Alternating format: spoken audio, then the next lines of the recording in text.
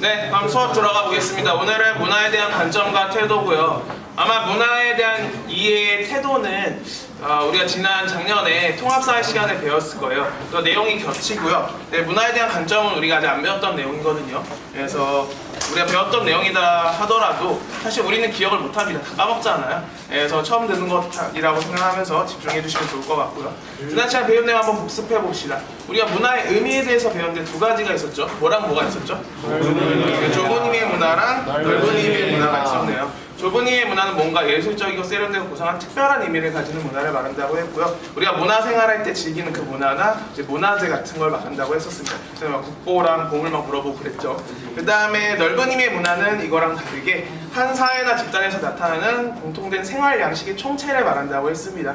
그래서 청소년 문화도 되고 대중문화도 되고 혼인 문화도 되고 여러 문화가 있다고 제가 소개를 해드렸었네요. 이 내용들을 기억을 해두시면 되겠고, 그 다음에 이거 다음으로 우리가 배웠던 건 문화의 특성이 있었는데 보편성이랑 특수성이 있었고, 그 다음에 우리가 문화의 속성도 배웠었습니다. 문화의 속성 크게 5가지가 있었는데 제가 그 키워드 앞 글자 따가지고 말씀드린 게 있었죠. 한번 같이 따라해볼까요? 합공, 축변총.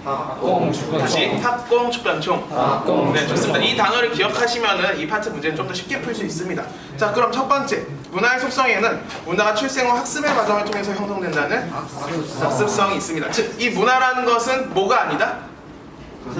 선천적인 게 아니고 후천적인 학습의 결과라는 겁니다.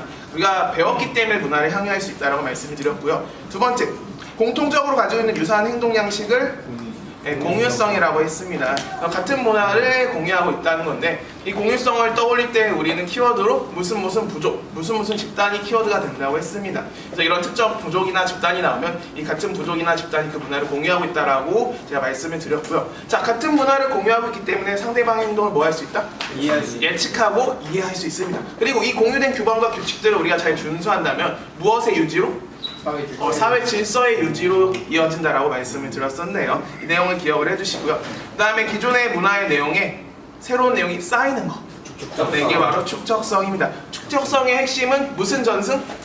세대 전승. 맞아요. 세대 간 전승입니다. 세대가 변했는데 기존의 문화가 사라지지 않은 채 그 문화에 새로운 문화가 쌓이는 거예요. 자, 기존의 문화가 사라지지 않은 채 그 새로운 문화가 점점 쌓이니까 시간이 지날수록 문화가 어떻게 되죠? 점점 풍부해지고 다양해집니다. 그래서 문화가 풍부해지고 다양해지고 복잡해진다는 표현을 소개해드렸었고요. 그 다음에 네 번째, 문화의 내용이 변하는 것은 당연히 변동성일 거고요. 이 변동성은 두 가지 측면으로 말씀을 드렸죠. 기존의 것이 어떻게 되거나 소멸되거나 반대로 새로운 것이 생성, 나타나거나, 이 두 측면으로 언급을 한다는 걸 기억을 해두시고요. 그 다음에 마지막으로 우리가 알아야 할 건 뭐죠? 총체성입니다. 총체성은 뭐였어요? 문화라는 게 서로 밀접하게 상호 작용도 있겠지만 상호 연관, 상호 연결이 핵심이었습니다. 자, 문화라는 것은 서로 연결되어 있어요. 그러다 보니까 그 해당 문화만 변하는 게 아니라 어떻게 변하죠? 연쇄적으로 관련된 문화도 같이 주르륵 변한다고 제가 말씀을 드렸네요. 그래서 연쇄적 변동을 초래한다. 이게 키워드였으니까 이 내용을 기억을 해주시면 되겠습니다. 그럼 이제 오늘 본차시 수업을 한번 들어가 볼게요.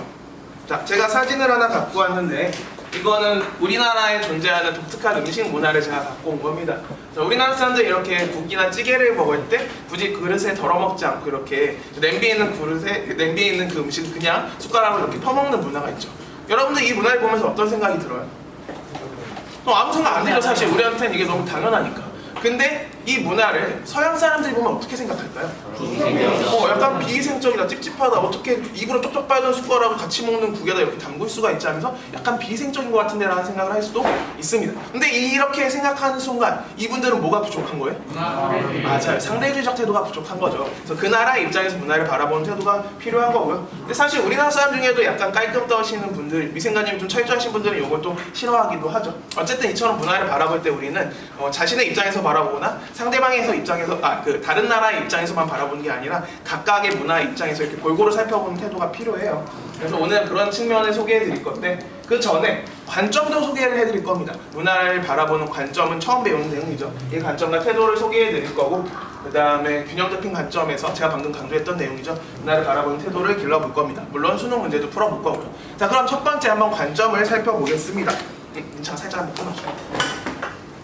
이제 알아서 탁탁 타이밍이 잘 맞네요. 굳이 말하지 않아도 바로 눌러주는. 자, 이상한 게 써있네요. 제가 아까 초점 잡을 때 써놓은 거였는데 자, 일단은 관점을 한번 살펴봅시다. 첫 번째 관점은 비교론적 관점인데요. 일단 비교론적 관점의 밑줄을 쳐주시고요. 자, 이 비교론적 관점은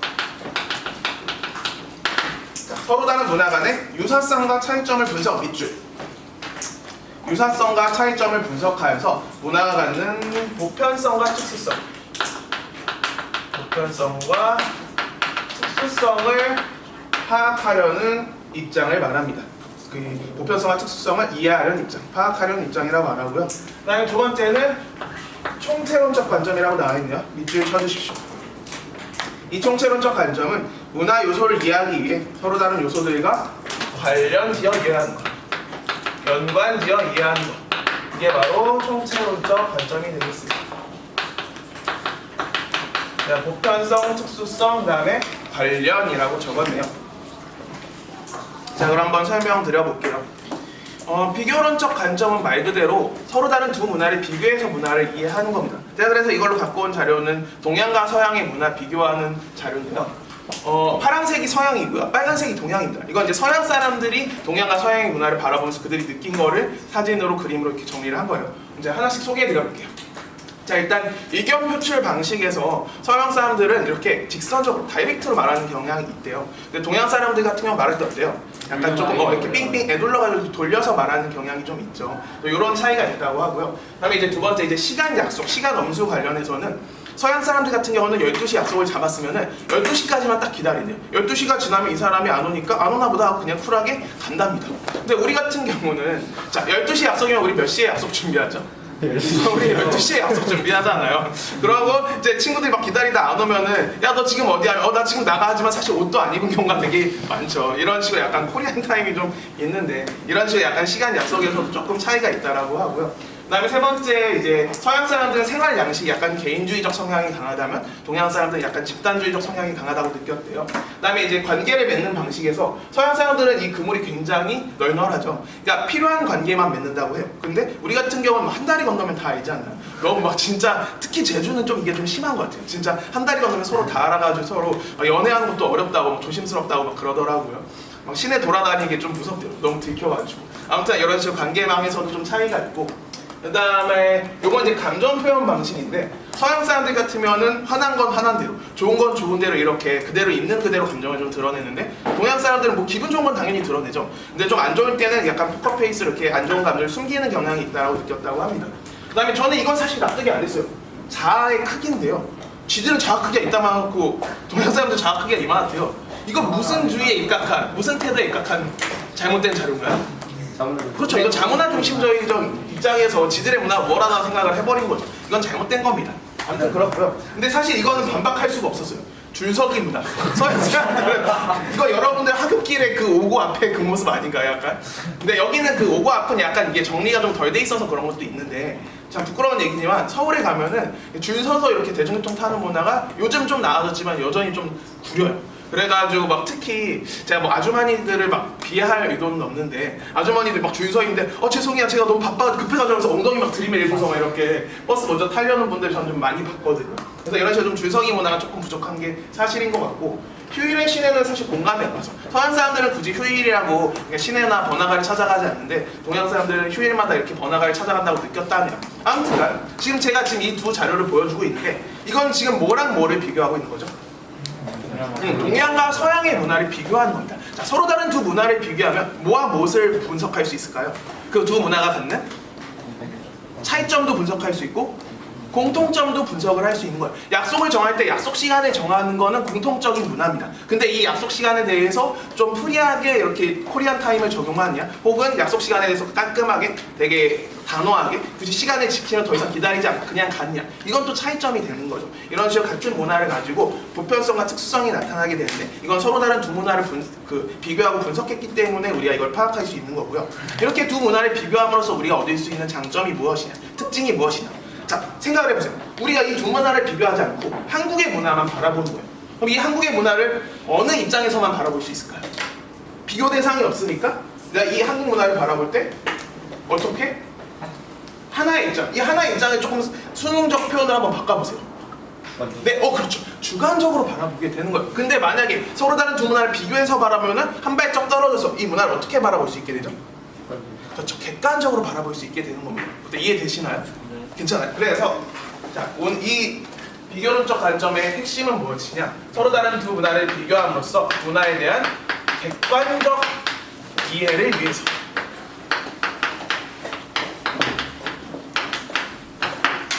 서로 다른 두 문화를 객관적으로 이해하기 위해서 요구되는 관점이 바로 비교론적 관점이 되겠습니다. 객관적 이해를 위해서라고 적었고요.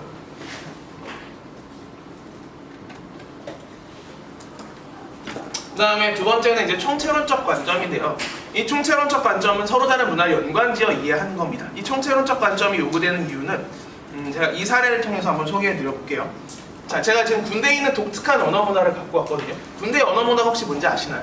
맞아요. 다나카요. 말의 어미를 다 또는 까로 끝내야 합니다. 근데 이제 여러분들이 아직 군대를 경험하지 않으셨기 때문에 간혹 오해하는 친구들이 있는데 다나, 나나, 까로 끝내야 된다고 생각을 하는 친구들이 있더라고요. 근데 한번 생각을 해보세요. 이등병이 병장한테 나로 끝내면 될까요?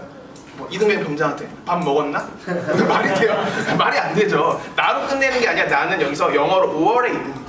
또는이에요. 그래서 다나 까로 끝내야 돼서 병장님 식사하셨습니까? 저 밥 먹었습니다. 이렇게 끝내는 겁니다. 그래서 나중에 여러분들 군대 가셨는데 밥 먹었나 이러면 안 되는 거예요. 네, 주의하시고요. 어쨌든 근데 저도 이거 관련해서 군대에서 슬픈 에피소드가 하나 있는데 제가 이제 이등병 때였어요. 근데 자대 배치 받은 지 얼마 안 됐을 때, 즉 이 다나카의 언어보다 아직 익숙치 않을 때 벌어진 일입니다. 제가 이제 다 같이 식당에 모여서 밥을 먹고 있었어요. 근데 제 바로 앞에 저보다 자대 배치를 늦게 받은 한 달 선임이 밥을 먹고 있었습니다. 그리고 제 옆에는 상병장들이 다 앉아 있었어요. 그래서 이제 밥을 맛있게 먹고 나서 이제 식사가 끝났으니까 제가 처음 온 선임한테 또 살갑게 대해본다고 질문 하나 던졌는데 무슨 이병님 식사는 맛있게 하셨어? 요? 라고 제가 요체를 써버렸어요. 어떻게 됐을까요? 요청 썼다고 영창을 가 말이 되나? 영창을 가진 않았고요. 그날 진짜 먼지나게 뚝까 맞았고 진짜 입에는 차마 담지도 못할 쌍욕을 들었습니다. 너무 서러운 거예요. 사실 아직 자대 배치 받은 지 얼마 안 된 이등병이니까 당연히 이 언어 문화가 익숙치 않잖아요. 그러니까 그럴 수 있다고 이해해주면 좋을 텐데 이해해주지 않고 그냥 진짜 엄청나게 맞는 거예요. 그래서 너무 쌍욕을 들으니까 내 인생에서 이렇게 수치심을 느낄 수 있을까 싶을 정도로 너무너무 서러운 거예요. 그래서 저는 사실 이 군대 언어 문화가 싫었어요. 그래서 이 언어 문화가 이해가 안 됐는데 근데 그거는 제가 이 군대의 다양한 문화 중에 언어 문화만 바라봤기 때문에 이 문화를 이해하지 못한 겁니다. 자, 생각을 해보세요. 군대라는 것은 뭘 대비하기 위해 모인 집단이죠? 전쟁을 대비하기 위해 모인 집단이에요. 그렇다면 이 군대에서는 뭐가 중요할까요? 맞아요. 병사 간의 위기질서, 서열이 중요합니다. 만약에 말을 편하게 하면 이 전시 상황에서 상관이 부하한테 이렇게 명령을 했을 때 이걸 빠딱빠딱 이렇게 따박따박 이렇게 명령을 잘 수행할 수 있을까요? 뭔가 이 위기가 무너지면 이 명령을 수행하는 것도 좀 뭔가 버벅거리고 빨리빨리 진행이 안 되겠죠. 그러다 보니까 어쩔 수 없이 이 군대는 언어 문화부터 이렇게 바로 잡은 거예요. 다나카라는 언어 문화를 사용함으로써 위기를 똑바로 잡아서 이 전쟁에 대비하기 위한 목적을 잘 수행하기 위해서 이런 언어 문화가 생겨난 겁니다. 자, 제가 처음에 이 언어 문화만 봤을 땐 이 문화를 제대로 이해하지 못했지만 관련된 군대의 다양한 문화 요소들을 제가 살펴보니까 이 문화를 어떻게 하게 됐죠? 올바르게 이해하게 되겠죠. 그게 바로 총체론적 관점입니다. 이 총체론적 관점이 요구되는 이유는 해당 문화를 더 올바르게 제대로 이해하기 위해서라고 생각을 하시면 되고요. 근데 우리 수능에서 그렇게 표현하진 않겠죠. 수능적 표현은 제가 소개해드릴게요. 이 총체론적 관점이 요구되는 이유는 무엇이냐? 자, 우리가 시야가 좁아진 걸 시야가 어떻게 된다고 표현을 하죠? 그 시야가 좁아지는 거. 좀 어려운 한자어로 편협. 좋아요. 편협해진다라고 합니다. 훌륭해요. 자, 편협하고, 자, 우리가 어떤 대상을 제대로 이해하지 못하고 이렇게 좀 잘못 이해할 때 이걸 또 어려운 한자어로 왜곡. 좋아요. 왜곡. 오늘 민석이 잘 맞추네요. 타율이 좋은데. 편협하고 왜곡된 이해를 막기 위해서 이렇게 표현을 합니다. 편협하고 왜곡된 이해를 막기 위해서. 자, 시야가 좁아졌다는 것은 그 해당 문화를 올바르게 이해하지 못한다는 거고요. 왜곡된 이해 역시 마찬가지로 그 문화를 제대로 이해하지 못했다는 거죠. 그래서 이러한 잘못된 이해를 막기 위해서 우린 총체론적 관점이 요구된다고 표현하는 거고요. 좀 더 우리식으로 표현한다면 그 문화를 더 올바르게 이해하기 위해서라고 생각을 하시면 되겠네요. 어때요? 이해되셨나요? 네, 좋습니다. 그럼 민창아 잠깐 끊어줘. 좋습니다. 자, 그러면 바로 이어서 문화를 이해하는 태도를 소개해 드려 볼게요. 사실 이 태도 파트는 여러분들한테 익숙하시죠?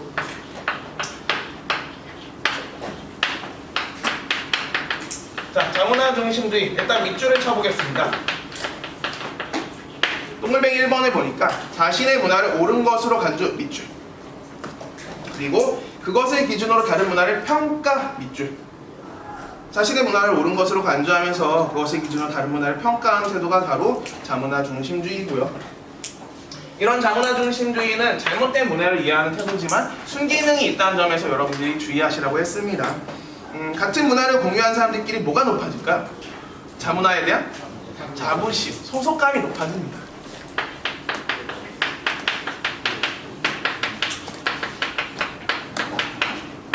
근데 단점도 있겠죠? 단점은 일단 다른 문화에 대한 뭐가 발생할 수 있을까요? 자신의 문화만 우월하다고 생각하니까 다른 문화에 대해서 열등감, 배척감. 그래서 다른 문화랑 어떻게 돼요? 부딪히니까 맞아요. 갈등이 발생할 수 있고 다른 문화에 대한 편견도 생길 수 있을 겁니다. 편견과 갈등이 초래된다라고 표현을 하게 되고요. 그 다음에 자문화의 발전 가능성도 줄어든다 해서 밑줄을 쳐주십시오. 발전된 다른 나라의 문물을 받아들이지 못하기 때문일 거고요. 그 다음에 이것을 초래하기도 한대요. 오, 훌륭해요, 영진이. 국수주의를 초래합니다. 국수주의를 초래. 국수주의만 제가 빈칸에 초래를 써놨나요? 어떻게 써요?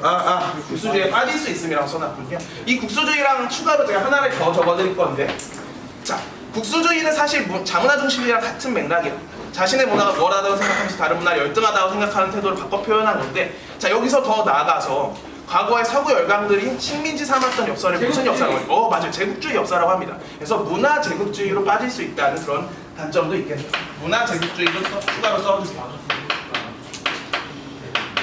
자신의 문화가 옳다고 생각하는 것에서 더 나아가서 자신의 문화를 상대방에게 일방적으로 이렇게 주입시키는 문화 제국주의로 흐를 수 있다는 문제도 있습니다. 요거까지 기억을 해주시고요. 자, 이거랑 대비되는 문화 사대주의도 먼저 써볼게요.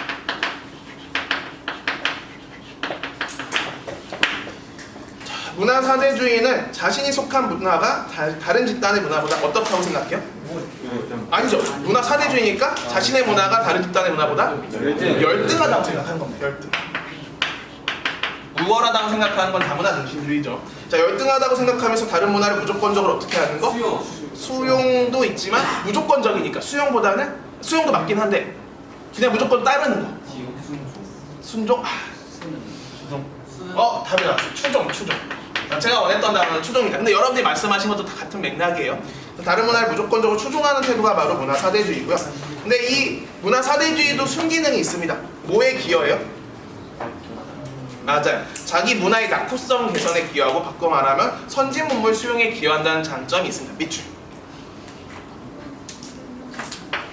그 다음에 역기능이 있는데요. 역기능은 자국의 문화에 대한 자국 문화뿐만 아니라 다른 문화에 대한 어떤 이해, 시야가 좁아지는 편협한 이해를 초래하게 되고요. 그 다음에 뭐가 상실될 수 있어요? 자신감. 자기 문화가 사라지는 거니까 우리 그 세 글자로 표현할 수 있어요. 자문화에 대한 무슨? 우리가 주인된 의식. 주체성. 정답. 오늘 잘 맞추네요, 골고루. 주체성이 상실될 수 있습니다. 주체성이 상실되는 그런 문제가 발생하고 또 전통문화 발전의 장애를 일으키기도 한다. 여기도 밑줄을 쳐주세요. 다 같은 맥락이고 사실 자문화 중심주의와 문화 사대주의는 서로 정반대되는 태도이기 때문에 장단점이 서로 크로스된다고 제가 소개를 해드린 적이 있죠. 그래서 제가 사진 자료를 귀찮아서 안 바꾼 건 아니고 사실 이걸 매년 바꿔왔는데 바꿔봤자 큰 의미가 없는 것 같아서 그냥 말로 때우려고 안 바꿨어요. 자, 지금은 아마 아이폰이 11까지 나왔고 12를 이제 앞두고 있을 거고요. 갤럭시는 S20까지 나온 걸로 알고 있거든요. 자, 나는 아이폰을 더 선호한다. 여긴 아이폰파가 좀 있네요. 저도 아이폰파입니다, 개인적으로. 오케이, 내리시고. 일단 난 갤럭시파다. 갤럭시가 조금 더 많네요. 오케이, 좋습니다. 왜요? 뭐 상관없잖아요. 이제 이거는 이제 여러분들의 제가 취향을 물어본 거고. 그 다음에 제가 영화 취향도 물었었습니다. 근데 제가 한국 영화는 안 바꾸고 외국 영화는 매년 바꿨거든요. 그래서 한국 영화는 제가 항상 이렇게 7번방에 선물을 깔아놨고요. 외국 영화는 그 해에 제일 히트한 영화를 쓰는데 올해는 히트한 영화 있나요? 솔직히 없어. 코로나 때문에 영화 산업이 거의 거의 뭐 망해가지고. 그래서 제가 어쩔 수 없이 그냥 작년 거 그대로 썼습니다. 제가 다시 한번 말하는데 귀찮아서 안 바꾼 거 아니에요. 다 열심히 바꾸는데 바꿀 의미를 못 느껴가지고 제가 안 바꿨습니다. 자, 그럼 여기서 다시 취향을 물어보죠. 나는 7번 방의 선물이 더 좋다. 몇 명 없네요. 저는 7번 방의 선물 팝니다, 개인적으로. 오케이, 내리시고. 아니다, 난 엔드게임이 더 좋다. 약간 압도적이군요. 오케이, 좋습니다. 사실 난 둘 다 좋다. 둘 다 좋을 수 있죠. 사실 맞아요. 둘 다 좋을 수 있죠. 자, 지금 제가 여러분한테 단순한 취향을 물어봤습니다. 근데 이 취향이 한쪽 취향으로만 극단적으로 치우치면 우리는 뭐에 빠질 수 있어요? 자문화 중심주의랑 문화 사대주의에 빠질 수 있는 거죠. 예를 들어 자문화 중심주의에 빠진 사람 입장에서는 외국 영화를 싫어할 거예요. 솔직히 저도 그래요. 이 외국 영화가 막 보다 보면은 그 외국인들이 연기를 하면서 지들끼리 막 농담을 던져요. 조크를 던지면서 막 지들끼리 낄낄거리는데 도대체 어느 포인트에서 웃는 건지 하고 이해가 안 갈 때가 있어요. 공감이 안 되기도 하고. 솔직히 이 어벤져스 영화 진짜 엄청난 많은 돈이 들어갔잖아요. 약간 이 영화는 자본주의 산물 같은 어쩔 수 없는 이 헐리우드 영화에 그냥 관객들을 매료시키기 위해서 어쩔 수 없이 돈을 많이 써서 이렇게 수익을 창출하게 한 그런 영화라는 느낌을 지울 수가 없어요. 그래서 저는 이 외국 영화가 뭔가 좀 안 끌리면서 역시 우리의 한국적 정서에 맞는 따뜻한 한국 영화가 더 좋은 것 같다라는 생각을 하는 거예요. 근데 여기서 이러면서 우리나라 영화가 더 좋다고 생각하면서 외국 영화를 이렇게 무시하는 순간 우린 뭐에 빠진다? 자문화 중심주의에 빠지는 거야. 근데 반대로 문화 사대주의에 빠진 사람 입장에서는 한국 영화를 오히려 더 무시하겠죠. 솔직히 한국 영화 스토리 어떻습니까? 뻔하잖아요. 너무 고루해요. 지루해요. 솔직히 그 뻔한 사랑 타령을 왜 하는지 모르겠습니다. 솔직히 영화 스토리 진행하는데 아무런 쓸데가 없는 사랑 이야기를 굳이 끼워놔가지고 뻔한 삼파극을 찍잖아요. 솔직히 그런 내용을 왜 넣는지 모르겠어요. 그러면서 역시 한국 영화는 퀄리티가 떨어져. 역시 영화라는 자고로 엔드게임 같이 자본도 들어가고 기술력도 CG도 빵빵한 이런 외국 영화 짱이야 이러면서 한국 영화를 무시하는 순간 우린 뭐에 빠진 거예요? 문화 사대주의에 빠진 거죠. 뭐 약간 극단적으로 잘 사례를 들어본 건데 이 둘은 공통적으로 문제가 있습니다. 문화를 어떻게 하고 있죠? 평가하고 있어요. 문화라는 것을 뭐가 더 낮고 뭐가 더 뭐가 더 높고 뭐가 더 낮다라고 우열을 평가하고 있거든요. 근데 문화라는 것은 우열을 평가할 수 있어요, 없어요? 없어요. 그렇기 때문에 이 둘은 잘못된 태도입니다. 근데 이 잘못된 태도임에도 장점이 있기 때문에 주의하시라고 했죠. 자문화 중심주의의 장점이 뭐다? 자신의 문화에 대한 자부심과 소속감이 높아지는 겁니다. 근데 반대로 단점은 뭘 받아들이지 못해요? 자, 뭐가 떨어진대요? 기억이 안 나요? 우리 이미 써가 했는데? 뭐가 떨어진다? 자문화의 발전 가능성이 떨어진다. 솔직히 외국 영화가 그래픽이나 CG나 이런 게 더 우수한 게 사실이잖아요. 근데 이런 걸 배척해버리니까 발전 가능성이 떨어지는 거예요. 반대로 문화 사대주의는 뭐가 상실되죠? 우리의 자부심, 소속감, 주체성이 상실이 됩니다. 하지만 뭐에 기여한다고요? 외국의 발전된 기술, 즉 선진 문물 수용에 기여한다는 장점도 있다는 거예요. 그래서 서로 장단점을 크로스하면 되고 어쨌든 이 둘이 잘못됐기 때문에 문화의 우열을 평가할 수 없다라고 전제를 하면서 그 문화를 어떻게 바라보는?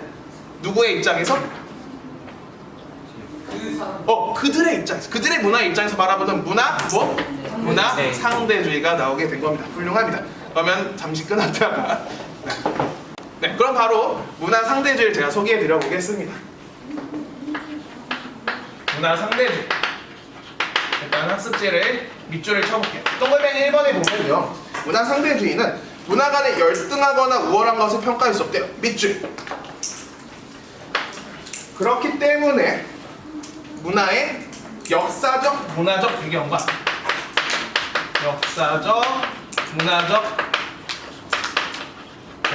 사회적 맥락을 고려해서 그 문화를 바라보는 태도가 필요하다고 얘기를 하네요. 그게 바로 문화 상대주의고요.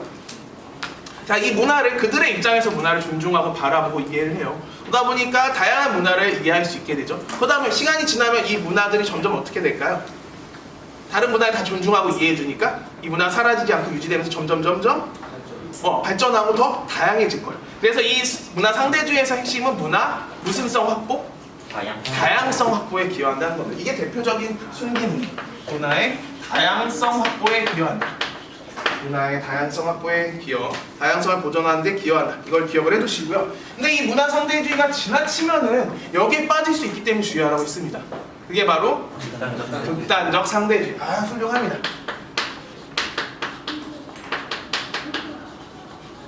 극단적 상대주의. 자, 극단적 상대주의는 다른 문화를 존중하고 이해하는 것을 넘어서 모든 문화를 뭐 하는 거예요? 모든 문화를 전부 다 인정해버리는 태도입니다. 뭐를 침해하는 문화 맞아? 인류의 인권이나 생명이나 자유평등 같은 인류의 보편적 가치를 침해하는 문화 맞죠? 이런 문화는 인정하면 안 되겠죠. 그래서 극단적 상대주의는 잘못된 태도인 겁니다. 자, 그래서 제가 갖고 온 사례는 이거고요. 자, 이거는 우리가 좋아하는 흑돼지입니다. 흑돼지 여러분들 좋아하시나요? 예. 그렇죠. 저도 좋아합니다. 이거 없어서 못 먹죠. 사실 비싸가지고 못 먹어서 흑돼지로 만족하는데. 자, 근데 재밌게도 이 흑돼지를 안 먹는 문화권이 있어요. 누구였죠? 이슬람 문화권. 맞아요. 기억을 잘하고 계시네요. 왜 이슬람 문화권에서는 돼지고기를 안 먹죠? 맞아요. 종교적으로 이 돼지라는 생물을 부정한 생물로 취급을 한답니다. 그래서 이 부정한 생물의 돼지를 먹는 순간 본인도 부정해진다라고 생각을 하면서 돼지고기를 안 먹는데요. 근데 제가 봤을 땐 이분들이 돼지고기를 안 먹는 이유는 맛을 몰라서인 것 같아요. 자, 흑돼지 먹어보면은 이 맛에 안 반할 수가 있나요? 없죠. 당연히 이분들은 이 맛을 모르니까 안 먹는 게 아닐까라고 제가 조심스럽게 추측을 하는데 농담이었지만 실패했습니다. 아무튼간 그 다음에 제가 갖고 온 사례는 왜 박수를 쳐? 자, 그 다음에 갖고 온 사례는 이거고요. 이거는 무슨 고기인지 아시나요? 개고기. 맞아요, 개고기입니다. 자, 우리나라의 독특한 음식 문화 중 하나가 개고기를 먹는 문화가 있어요. 근데 여러분들 이 개고기를 먹는 문화에 대해서 프랑스 모 여배우님께서 어떻게 개고기를 먹냐면서 야만하다고 미개하다 이렇게 폄하했던 적이 있습니다. 자, 우리가 이슬람 사람들이 돼지고기를 안 먹는 문화를 이해하지 못하거나 이 프랑스 여배우가 우리가 개고기 먹는 문화를 이해하지 못한 거, 이건 다 뭐가 부족한 거예요? 이건 맞아요. 상대주의적 태도가 부족한 겁니다. 그들의 입장에서 이 문화를 바라봤어야 했죠. 자, 일단 이 개고기 먹는 문화, 우리는 왜 생겨난 거죠? 우리가 왜 개고기를 먹기 시작했어요? 맞아요. 우리나라는 엄청나게 찢어지게 가난한 국가였어요. 불과 몇십 년 전만 해도 농경 사회를 벗어나지 못했고 정말 입에 풀칠하기도 힘든 가난한 국가였습니다. 그러다 보니까 우리는 먹고 살기 위해서 어쩔 수 없이 개고기를 먹었어요. 자, 우리 인간이 먹을 것도 없는데 돼지가 먹을 게 있었겠어요? 그러니까 우리가 좋아하는 돼지고기는 없었고요. 소는 우리가 농경 사회니까 잡아먹을 수가 없었습니다. 근데 단백질을 섭취해야 되잖아요. 그래서 단백질을 섭취하기 뭘 먹지 하고 이렇게 둘러보니까 마을에 돌아다니는 똥개들이 있었던 거예요. 그래서 그 똥개들을 이제 잡아먹는 문화가 생겨난 건데 우리의 문화를 이렇게 이해하지 못한 채 야망하다고 하니 잘못된 태도가 되겠죠. 그 다음에 이거는 이제 푸아그라라고 하는 프랑스의 3대 진미, 그러니까 세계 3대 진미로 불리는 음식 중 하나인데 이 푸아그라라는 음식이 혹시 뭐로 만드는지 알아요? 맞아요. 거의 간으로 만듭니다. 근데 이 만드는 방식이 사실 되게 약간 조금 야만해요. 자, 거의의 간이 사실 늙은 거의의 간은 이 간이 질기다 보니까 맛이 없대요. 그래서 어린 거의의 간으로 음식을 만드는데 어린 거의의 간은 크기가 어때요? 작잖아요. 조그마니까 이 간의 크기를 늘리기 위해서 이 어린 거의 간에다 깔때기를 꼽은 다음에 사료를 막 붓는데요. 그 다음에 물을 부어가지고 억지로 간을 늘린 다음에 이 간이 최대로 늘어났을 때 거의를 잡아가지고 이 음식을 먹는답니다. 지들도 이렇게 야만한 음식 문화 있으면서 우리한테 이렇게 야만하다고 하면 안 되겠죠. 물론 이제 우리도 개고기 잡는 문화가 이게 더 고기 육질 부드러워져 때려서 잡기 때문에 우리도 할 말은 없긴 하지만 어쨌든 이런 식으로 안 좋은 걸 바라보는 게 아니라 그들의 입장에서 그들의 문화를 바라보는 상대주의적 태도가 필요하다는 걸 말씀을 드리고 싶었던 거고요. 자, 근데 이 상대주의가 지나치면 극단적 상대주의로 빠질 수 있는데 자, 대표적인 사례를 제가 두 가지를 소개해드린 적이 있습니다. 첫 번째는 명예살인이고요. 그 다음에 두 번째는 전조기였는데요. 자, 일단 명예살인부터 한번 확인해 봅시다. 명예살인이 뭐였죠? 가족이 쪽팔리게 하면 죽이는 거예요. 되게 단순하게 정확하게 말해줬네요. 맞아. 이슬람권에서 시행되는 문화인데요. 그 이슬람권의 여성이 바람을 피거나 외도를 하거나 정조를 이뤘을 때 그 여성이 우리 가족의 공동체의 명예를 더럽혔다면서 이 여성을 죽이는 문화입니다. 아무리 바람이 잘못된 거라 하더라도 그 사람의 생명을 빼앗는 죽이는 문화도 이해해야 할까요? 어떻게 생각하세요? 죽이는 문화도 이해해야 돼요? 그건 좀 심한 거 맞죠? 그러니까 이런 생명이라고 하는 보편적 가치를 침해하는 문화는 인정하면 안 될 것 같아요. 그 다음에 여기 보이는 것처럼 사진만 봐도 저절로 표정이 약간 찌푸려진 이 전족이라는 문화. 중국에서 시행되는 문화였는데요. 이게 중국의 어떤 특정 지방에는 여성의 발이 작을수록 이쁘다라는 그런 문화가 형성이 되어 있었대요. 그래서 어릴 때부터 여성의 발을 이렇게 천으로 감싸가지고 일부러 발을 작게 만드는 겁니다. 그래서 발을 작게 만들면서 제대로 걷지도 못하게 한대요. 근데 이 여성의 작은 발을 보면서 이쁘다고 이렇게 스스로 만족을 하고 있는 거죠, 그 사람들. 근데 이거는 중국 여성이 뭘 침해합니까? 발권? 뭐 영수증 발권하는 것도 아니고 티켓 발권하는 것도 아니고 인권을 침해하는 거죠. 같은 맥락이긴 한데 어쨌든 이런 식으로 인권이나 생명, 자유나 평등같이 사람이라면 누구나 인정하는 보편적인 가치들이 있잖아요. 그런 보편적 가치를 침해하는 문화는 인정하면 된다, 안 된다? 안 된다는 겁니다. 그래서 극단적 상대주의 흐르면 안 된다는 걸 여러분들이 기억을 해두시면 되겠고요. 자, 우리가 배운 내용을 제가 키워드를 한번 정리해 드려볼게요. 일단은 자문화 중심주의와 문화 사대주의 키워드인데 제가 해보니까 좀 자리가 모자라가지고 제가 이 수업 때는 스크린을 올렸다 내렸다 하면서 제 키워드를 적어볼게요. 일단 장문화 중심주의와 문화 사대주의의 공통점이 있거든요. 이미 배웠는데 문화를 어떻게 바라본다고 했죠? 평가의 대상 무엇에 따라서 뭘 두고? 우열을 두는데 그 우열을 평가하는 뭐가 있는 거예요? 하나의 맞아요. 어떤 기준? 맞아요. 객관적 기준. 자, 그럼 여러분들이 말씀하신 걸 정리해 볼게요. 이 문화 장문화 중심주의와 문화 사대주의는 문화를 객관적 기준에 따라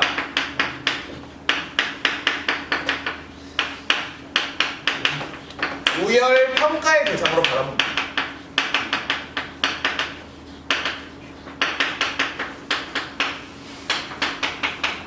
문화를 객관적 기준에 따라서 우열 평가의 대상으로 바라봐요. 그래서 하나의 기준을 세워놓은 다음에 이 기준보다 미치지 못하면은 열등한 문화라고 생각을 하고 이 기준 넘으면 우월한 문화라고 생각을 하는 겁니다.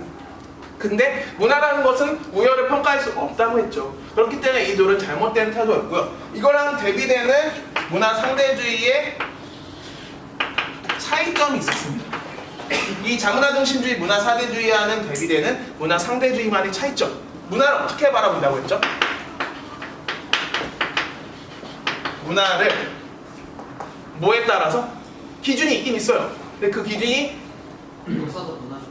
그러니까 그건데 객관적 기준이 아니라 역사적 문화적 배경을 상대방에 맞춰서 바꾸니까 객관적 기준이 아니라 사용해서 제일 많이 쓰는 표현 있잖아요. 상대적 기준. 문화를 상대적 기준에 따라 우열 평가의 대상이 아니라 무엇과 무엇의 대상으로? 그렇구나. 이해와 존중의 대상으로 바랍니다. 문화를 상대적 기준에 따라서 이해와 존중의 대상으로.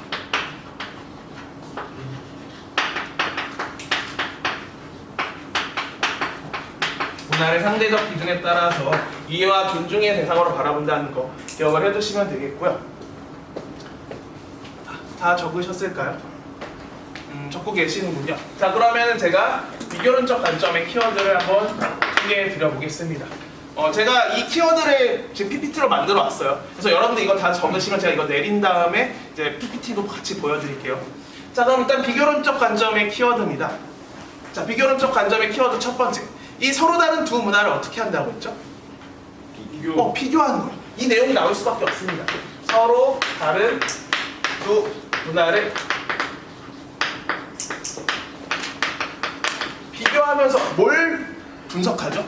이 두 문화의 그거 가기 전에 공통점과 차이점을 분석하는 겁니다.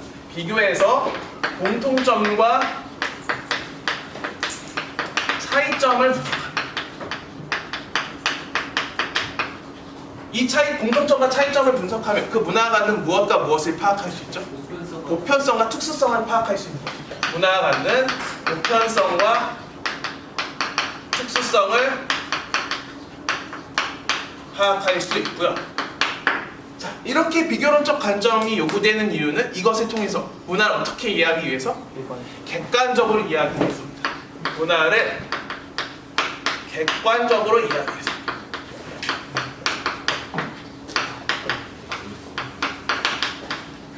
문화에 대한 객관적 이해를 위해서. 그 다음에 총체론적 관점을 제가 소개해드려보겠습니다. 총체론적 관점은 서로 다른 문화를 어떻게 이해하는 거예요? 서로 다른 문화를 연결해서 이해하는 겁니다. 연관지어 이해를 하는데요. 이때 이 지문에선 여러분들이 총체론적 관점을 찾아내기 위해서 뭘 찾아야 하냐? 예를 들어 그 해당 지문이 경제와 관련된 거예요. 그럼 경제만 나올까요? 경제제도만 나오는 게 아니라 뭐도 나와요? 가족제도도 나올 수 있고 종교제도도 나올 수 있고 그 다음에 뭐 복지제도도 나올 수 있고 이처럼 관련 없는 다양한 제도들이 같이 나오게 됩니다. 그럼 이렇게 관련 없는 제도를 연결을 해놨다는 것은 문화를 어떻게 바라보라는 거예요? 이 관련 없는 문화도 서로 연관지어 이해하라는 겁니다. 그래서 관련 없는 다른 문화를 서술할 때 관련 없는 다른 문화를 서술하는 순간 여러분들은 총체론적 관점을 캐치하시면 되겠고요. 자, 이런 총체론적 관점이 요구되는 이유는 무엇 때문이라고요? 문화를 어떻게 이해하기 위해서? 객관적으로 이해하는 거는 비교론이었고요. 총체론은 자, 우리 시야가 편협해지거나 잘못된 이해, 즉 왜곡된 이해를 막기 위해서. 이것은 편협하고 왜곡된 이해를 막기 위해서. 즉 이거는 쉽게 말하면 그 문화를 보다 올바르게 이해하기 위해서라고 말씀을 드렸고요. 그 다음에 나머지는 원래는 제가 여기다 막 쓰는데 그러면 여러분들 뒤에 앉은 친구들이 잘 안 보이고 이걸 만든 의미가 없을 것 같아서 나머지 키워드는 제가 말로 한번 해볼게요. 여러분들이 띄워드리면 한번 보고 써보세요. 자, 자문화 중심주의의 키워드부터 한번 봅시다. 쉽게 말하면 자문화 중심주의는 뭐가 최고? 자기의 문화가 최고, 우리 것이 최고라고 생각하는 태도입니다. 그렇기 때문에 장점이 있었는데요.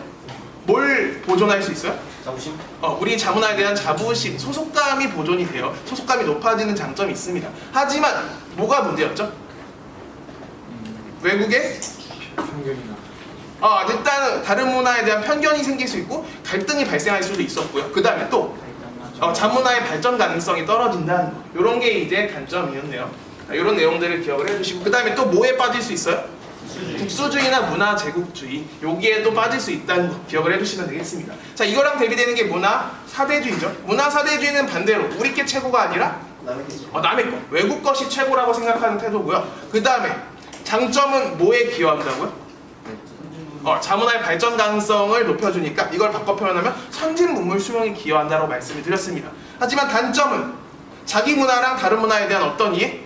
편협한 이해를 초래했고요. 그 다음에 또 뭐가 상실될 수 있어요? 자문화의 주체성이 상실될 수 있습니다. 그리고 전통 문화의 상실로도 이어질 수 있겠네요. 그래서 이런 내용들을 기억을 해두시고요. 자, 근데 이 둘은 공통점이 문화를 객관적 기준에 따라서 우열 평가의 대상으로 바라본다는 거죠. 근데 문화를 우열을 바라볼 수 없기 때문에 이들이 잘못된 태도라고 하면서 뭐가 나왔어요? 문화 상대주의가 나왔습니다. 문화 상대주의는 다른 문화를 어떻게 하는 거죠? 이해하고 존중하는 태도고요. 그렇기 때문에 문화의 뭐가 확보되죠? 문화의 다양성 확보가 되는 겁니다. 근데 이 문화 상대주의가 지나치게 되면은 뭐에 빠질 수 있다? 극단적 상대주의에 빠질 수 있고 이 극단적 상대주의는 인류의 뭐까지? 인류의 뭐를 침해하는? 보편적 가치를 침해하는 문화까지 인정하게 되기 때문에 잘못된 문화를 이해하는 태도가 되는 겁니다. 어때? 이해되시나요? 자, 이걸 다 쓴 친구들은 조용히 수능 기출을 풀어보세요. 자, 한번 같이 봅시다. 자, 이 두 질문은요, 우리가 문화를 바라보는 관점에 대해서 우리가 찾아내야 되는데 첫 번째 질문은 무슨 관점과 관련이 있죠? 뭐? 네, 비교론적 관점입니다. A국과 B국의 프로야구 응원 문화를 조사했잖아요. 그래서 두 문화를 개인적으로 응원하냐, 치어리더를 중심으로 관중이 집단적으로 응원하냐를 비교했습니다. 그래서 첫 번째 질문이 비교론적 관점인 건 쉽게 알 수 있고요. 그 다음에 두 번째 질문은 뭐죠? 총체론적 관점이에요. 분명히 장래 문화를 연구한다고 했는데 장래 문화만 살펴보지 않았어요. 조금만 살펴보지 않고 모두 같이 봤죠. 환경적 요인, 자연 환경적 요인 및 민간 신앙이라고 하는 종교적인 측면도 같이 살펴봤습니다. 이렇게 생뚱맞게 다른 내용이 나왔다는 것은 이 문화들을 서로 관련지어 이해하라는 거예요. 그래서 두 번째는 총체론적 관점이 되는 거고요. 자, 보기를 볼게요. 비교론적 관점은 서로 다른 문화 간의 공통점과 차이점을 파악하고자 한대요. 맞아요? 틀려요? 맞아요. 기억은 맞는 보기고요. 그 다음에 니은, 총체론적 관점은 다양한 문화 요소를 전체적인 맥락에서 이해하고자 한대요. 어때요? 맞아요. 총체적인 게 결국엔 전체적으로 보는 거잖아요. 정답은 기억 니은 1번이 정답이고요. 자, 디귿, 비교론적 관점은 총체론적 관점과 달리 모든 문화는 고유한 가치를 지닌다고 본대요. 이건 뭘까요? 둘 다? 둘 다? 아니에요. 자, 여러분 우리 시야를 넓게 가져봅시다. 사실 제가 언급을 안 드렸는데 이 관점에는 비교론과 총체론이 있지만 사실 하나가 더 있습니다. 우리가 오늘 사실 이미 배워버린 개념이네요. 그렇죠. 상대론적 관점, 상대론적 관점. 선생님 왜 근데 상대론적 관점을 정리 안 해주셨죠? 이유가 뭐겠어요?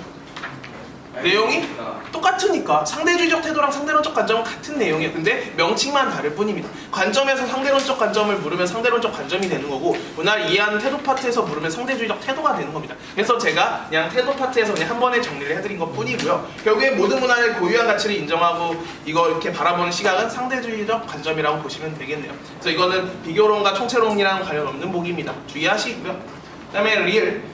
총체론적 관점은 비교론적 관점과 달리 자문화를 객관적으로 인식하는 데 효과적이에요. 이건 누구라고요? 네, 이거는 비교론이니까 갑과 을을 서로 바꿔주면 되겠네요. 어때요? 어렵지 않으시죠? 그 다음에 다음 문제를 볼게요. 자, 세계가 자중, 문화 사대, 그 다음에 문화 상대주의 중 하나라고 나와 있습니다. 자, 근데 첫 번째 발문이 각 사회가 지니고 있는 문화의 고유한 의미와 가치를 인정하는가라고 나왔어요. 근데 이거에서 A만 얘라고 했으니까 A가 뭐다? 상대주의. A가 상대주의입니다. 문화 상대주의. 그 다음에 두 번째 발문이 자신의 문화가 우월하다는 믿음을 바탕으로 타문화를 판단한대요. 근데 C가 얘라고 했네요. 그럼 C는? 그렇죠. 자문화 중심주의, B가 문화 사대주의가 됩니다. 소거법으로 찾으시면 됐겠죠. 그럼 보기, 기억. 상대주의는 사대주의와 달리 문화 다양성을 보존하는 데 기여할 수 있대요. 문화 다양성은 누구였죠? 상대주의. 상대주의입니다. 그렇기 때문에 기억은 맞는 보기였고요. 그 다음에 니은. 사대주의는 자문화 중심주의와 달리 선진국을 수용은 용이하나 문화의 정체성을 상실할 우려가 있대요. 어때요? 맞죠. 니은까지 맞네요. 자, 디귿.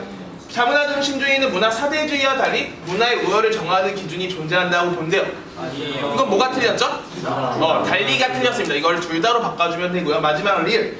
자문화 중심주의는 상대주의, 사대주의와 달리 문화의 평가의 대상으로 본대요. 틀렸어요. 뭐가 틀렸죠? 어떻게 바꿔주면 돼요? 돼요? C, B. C, B. 그렇죠. B를 왼쪽으로 옮겨서 자문화 중심주의와 문화 사대주의는 상대주의와 달리 문화를 평가의 대상으로 본다. 즉 B를 옆쪽, 왼쪽으로 옮겨주면 이 보기는 맞는 보기가 되겠네요. 그럼 정답은 기억니은 1번이 되겠죠. 어때요? 이 파트는 어렵지 않죠? 예. 어렵지 않기 때문에 여러분들 제가 그냥 정리해준 내용만 잘 챙기시면 수능에서도 틀릴 일이 없어요. 그래서 오늘 배운 내용을 잘 숙지하시기를 부탁드리겠습니다. 오늘 수업은 여기까지. 수고하셨습니다.